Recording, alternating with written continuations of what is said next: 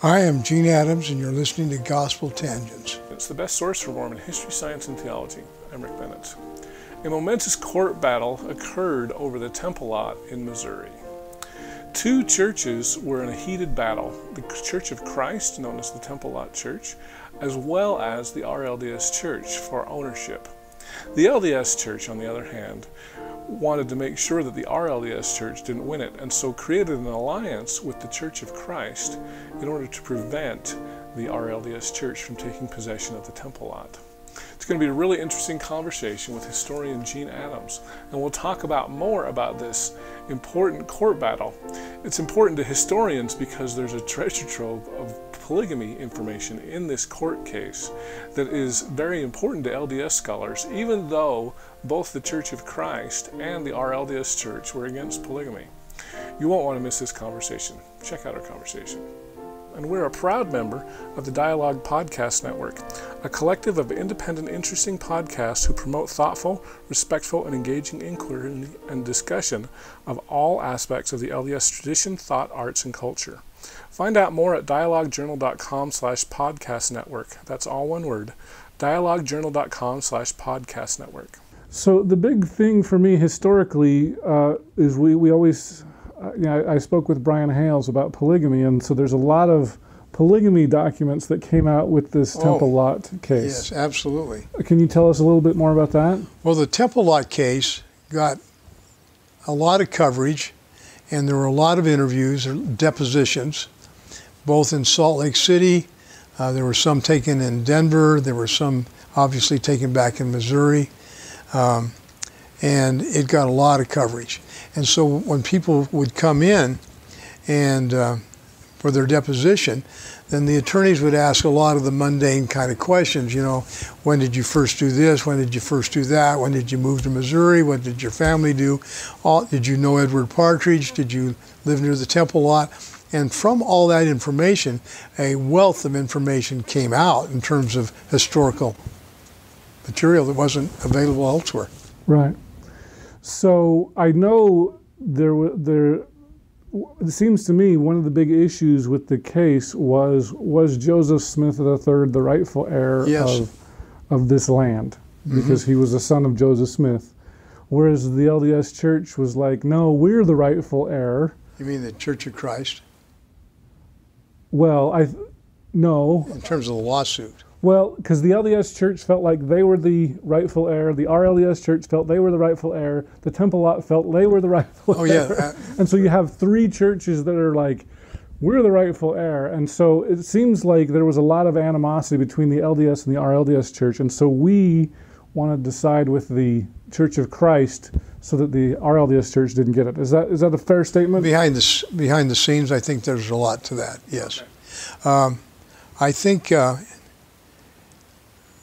I think in addition to that, there's also some credibility to the fact that they really felt some sympathy for the fact that this little teeny group of people who had come back at their own expense in 1865 to 1867. And peril even. And peril, and unknown, and actually purchased the Temple Lot, must have evoked some sort of real sympathy, because there had been times previous and certainly subsequent when the LDS Church did give them money to pay for their property taxes, and I've got that documented. Oh, really? Yeah, they asked. They didn't have enough money to pay for the $111 or whatever it was for property tax, and so the LDS Church cut a check and sent it to them.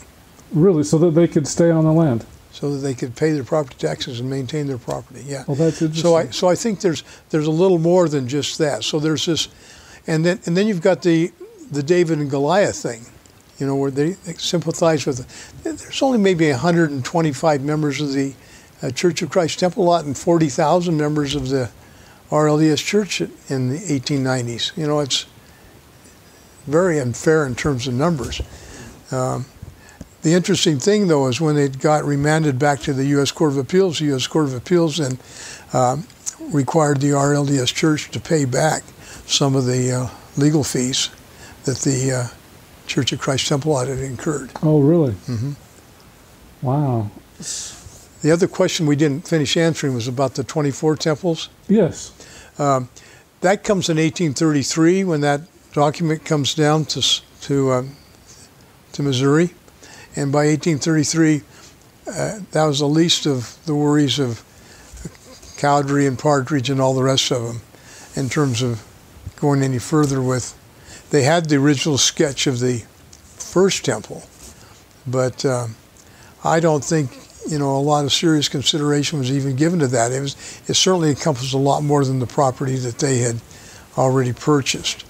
But with things unraveling in the summer of 1833 to the fall of 1833, not high on the priority list. That was because all of the persecutions with the slavery and the free people of color and that sort of thing? And all those are issues, but I think the primary issue, which doesn't get as much publicity as I think it really deserves, it was political power. Mm-hmm. Within 1,200 Latter-day Saints probably living in Jackson County by 1833, that was a serious threat to all these people that were enamored into their political careers and jobs, and I spoke including Boggs himself. Yeah, well, and I spoke with Alex Baugh, and he said that it was kind of right at the tipping point. If any more Mormons came, Mormons would have had political power. Yes. And the Missourians recognized that, and that was part of the reason to get them out of here. Absolutely. Because they didn't want to be a minority. Right. Absolutely. Okay. Well, interesting. I know some of these temples were more administrative temples. On the 24? Yeah, kind of like a church office building kind of an idea? Yeah, kind of, I think. Okay. Yeah. So these weren't really worship temples. They were... I don't think so. Okay. All right. So the other interesting thing for me, at least with the Temple Lot case, was this idea about polygamy, because there was a lot of stuff came out about polygamy in the Temple Lot case. Why would they be asking about polygamy? Well, in simple terms, I think the RLDS took the position that Joseph Smith had no part in that. And therefore, the Church of Christ Temple Lot was trying to bring that up, that in fact he did. I think it was an effort to try to sway the judge or the judges, as it turned out in the circuit court, that it wasn't as wrapped up as the RLDS Church thought it was in terms of clear cut. Mm-hmm. It's back to the whole legitimacy issue. Yeah, because if I recall, it seems like there was this argument about which church is the rightful heir, and so, of course, Brigham Young's church would say, well, we're the rightful heir because we do polygamy, and Joseph Smith III's church would be like, no, we're the rightful heir because we don't do polygamy. I think that had something to do with it as well. Yeah, in spite of the fact that the Church of Christ Temple Lot was definitely anti-polygamy. It had been since 1856. They were on record. It was the reason in 1852 that they broke away. So it's kind of an interesting, how did that all develop? You can see why, but it would have been fun to have been there just as a witness to all those proceedings, I think, at least from my perspective. Yeah, yeah. I hope you enjoyed our conversation with historian Gene Addams. In our next conversation, we're going to talk about specific differences between the LDS Church and Hedrickite Church beliefs about theology. Most importantly, we'll talk about the Book of Commandments. And the Temple Lot Church, or the Church of Christ, believe that there were important changes made that invalidate the Doctrine and Covenants. They only believe that the Book of Commandments was the true revelations of Joseph Smith. But Bill, he started on me with the changes. And I finally said, Bill, stop just for a second. He said, what's that? And I said, can I look at your songbook? And he said, sure. So he gets me a songbook, and I turned it, because I'd been to their church the day before, my first time. Mm-hmm. And I happened to notice, the songs that were in there. And one of your songs is on page 1 something. We thank thee, O God. And in Latter-day Saints, we'd say, for a prophet. For a prophet. And it says, for the Spirit. And so I said, who changed that? And he laughed and smiled, and he said, me. Oh, you're kidding. I said, okay, we're even. Can we go on to something else? And he said, fair deal. And at that point in time, we became good friends. And it turns out my fourth great-grandfather and his third great-grandfather were missionary companions in the 1830s in New York. No way. And we suddenly just had all this bonding of family and tradition. And from that time on, we never got into those discussions. Oh, that's funny. If you'd like to hear the entire interview uncut, please support Gospel Tangents and become a subscriber. For just $5 a month, go to patreon.com/gospeltangents and you can hear the entire interview.